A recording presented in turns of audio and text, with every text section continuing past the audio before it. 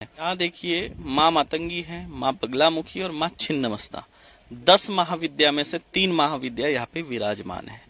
माँ बगलामुखी जो है अपने शत्रुओं से मुक्ति देने वाली। अगर शत्रुओं से बहुत ज्यादा परेशान है, शत्रु बार बार पीड़ा दे रहे हैं, किसी न किसी विघ्न में फंसा देते हैं, या जो राजनीतिक लोग हैं उनके भी बहुत सारे शत्रु होते हैं, तो माँ बगलामुखी का कार्य है शत्रुओं से आपको मुक्ति दिलाना। तो शत्रु पीड़ा जो है वो नष्ट होती है। बाकी माँ मातंगी जो है इन्हें तांत्रिक सरस्वती कहा गया है और भौतिक जीवन के सारे सुख संसाधन देने वाली ये देवी है। जो कलाकार हैं वो लोग भी जो है इनको अगर पूजते हैं तो इनके ऊपर विशेष कृपा रहती है। राजनीतिक जो लोग हैं अगर वो पूजते हैं तो उनको राजनीति में सफलता मिलती है। कुंड यहाँ पर इसलिए है कि बगलामुखी यज्ञ होता है और यहाँ पे जो है अभी यज्ञ चल रहा था। 5000 किलो मिर्ची का यज्ञ हुआ अभी कुछ दिन पहले। और जब यज्ञ होता है, देखिए अगर हम घर में 2-4 मिर्ची भी अगर जलाते हैं तो हमें खांसी आने लगती है, लेकिन यहाँ पे 5-5 हजार किलो मिर्ची का यज्ञ होता है लेकिन किसी को एक खांसी भी नहीं आती है। इतना महत्व है। अगर बगलामुखी यज्ञ में अगर खांसी आ जाए तो वो आपका यज्ञ खंडित हुआ है, ये उसका पहचान है।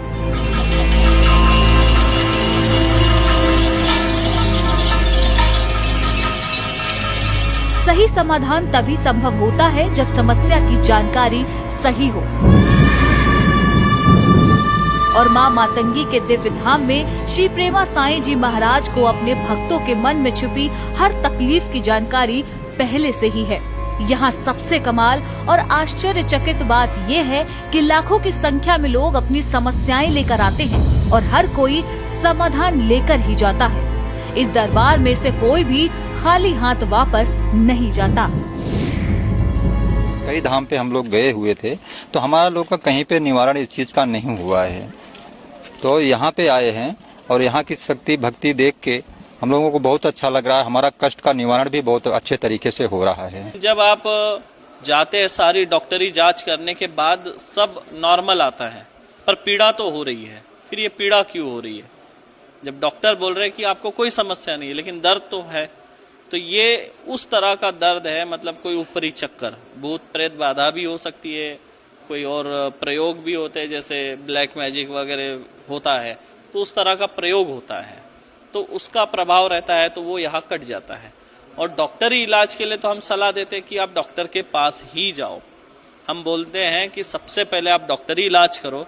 अगर डॉक्टरी इलाज से अगर आपको लाभ नहीं हो रहा, आप डॉक्टरी इलाज किए जा रहे हैं, दवा लिए जा रहे हैं, डॉक्टर बदले जा रहे हैं, लाभ नहीं मिल रहा है, दिन बे दिन स्वास्थ्य खराब होता जा रहा है, दवा नहीं लग रही है, अगर दवा नहीं लग रही है तो हो सकता है कि आपके ऊपर कुछ ना कुछ ऊपरी चक्कर हो। और अगर आप धाम में आके अगर दिखा देते हैं और अगर आप उससे ठीक हो जाते तो इसमें समस्या क्या है? माँ मातंगी के दिव्य धाम में भक्तों का तांता लगा रहता है। इतने सारे भक्तों के रहने के लिए आखिरकार व्यवस्थाएं क्या की गई हैं? क्या दिव्य धाम प्रशासन किसी तरह का पैसा लेता है? आखिर कैसे चलती है इतनी बड़ी व्यवस्था?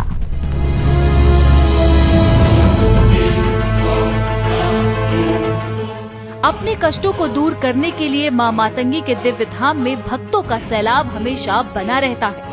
इस दिव्य धाम में देश के कोने कोने से भक्त अपने कष्टों को दूर करने के लिए आते रहते हैं और उनके ठहरने के लिए दिव्य धाम प्रशासन निशुल्क व्यवस्था भी करता है। जी हाँ, बिल्कुल है। हॉल में रुकने की व्यवस्था है, वॉशरूम वगैरह भी है, सब चीज़ की व्यवस्था गुरुजी देते हैं। यहाँ पे किसी चीज़ का शुल्क नहीं लिया जाता है। आप आराम से आके रह सकते हैं, सो सकते हैं। व्यवस्था सब है, नहाने धोने की सब व्यवस्था है, रहने की भी सुविधा है, सब कुछ है, खाने पीने की व्यवस्था भी अच्छी है। क्या कोई चार्ज लेते हैं गुरुजी का यहाँ आश्रम? नहीं नहीं नहीं, बिल्कुल नहीं। रहने का कोई चार्ज नहीं है, नहाने धोने का कोई चार्ज नहीं है, कोई परेशानी नहीं है। और जब घर पे पता चलता है इतनी दूर कैसे जाएंगे, लेकिन जब यहाँ आते हैं व्यवस्था होती जाती है। माता मातंगी खुद लेकर आती है यहाँ पर, और यहाँ आने के बाद घर जाने का मन नहीं करता। इतनी व्यवस्था, सुख शांति सब कुछ मिलता है यहाँ पे। घर से बीमार आते हैं, यहाँ से ठीक होकर जाते हैं। अभी दो पर्चे बनवाए, निःशुल्क में बनवाए, अभी मेरे पास है, एक पैसा नहीं जमा किया। देखिए यहाँ पे रहने की व्यवस्था है, निःशुल्क है, उसका कोई शुल्क नहीं लिया जाता है। और रही भोजन की व्यवस्था, तो कुछ दिन में मातंगी प्रसादम करके यहाँ पे हम चालू करने वाले। अभी अंडर कंस्ट्रक्शन कार्य चल रहा है, तो इसलिए अभी व्यवस्था नहीं है। जैसे हमारा कंस्ट्रक्शन हो जाएगा तो फिर वो प्रसादम की भी व्यवस्था हो जाएगी। अभी तो रहने की व्यवस्था निःशुल्क है। मां मातंगी के दिव्य धाम में गायों की हो रही है सेवा। प्रेमा साईं जी महाराज ने मां मातंगी के दिव्य धाम के प्रांगण में गौशाला का निर्माण कराया है। अगर आप सनातनी हैं तो आपको गौ माता की सेवा करनी चाहिए, क्योंकि देवी देवताओं से भी ऊपर का स्थान इनका है और अनेक देवी देवता जो हैं इनके ऊपर वास करते हैं। और ये जो आप गाय देख रहे हैं, इनको गौड़ाऊ गाय कहते हैं। ये भगवान श्री कृष्ण की गाय इन्हें कहा जाता है। रुक्मणी माता को लेने के लिए जब भगवान श्री कृष्ण जो है कौंडन्यपुर आए थे, महाराष्ट्र में एक जिला है जिसका नाम वर्धा है, और वहां पे एक तालुका पड़ता है कौंडन्यपुर, जिसे रुक्मणी माता का मायका कहा जाता है। तो ऐसा कहा जाता है कि जब भगवान श्री कृष्ण रुक्मणी माता को लेने आए थे तो साथ में कुछ गाय और ग्वाला लेकर आए थे। तो जब रुक्मणी माता को वापस जब लेके जा रहे थे साथ में, तो स्थिति ऐसी बनी कि ग्वाला और जो गाय है साथ ले जा नहीं सके, क्योंकि भागना पड़ा था वहां से। तो ये गाय और ग्वाला वही छूट गए थे। तो ये वही प्रजाति की गाय है जो मुझे लगता है आने वाले कुछ वर्षों में लुप्त भी हो जाएगी। गौ प्रेम ये हमारे घर की संस्कृति है।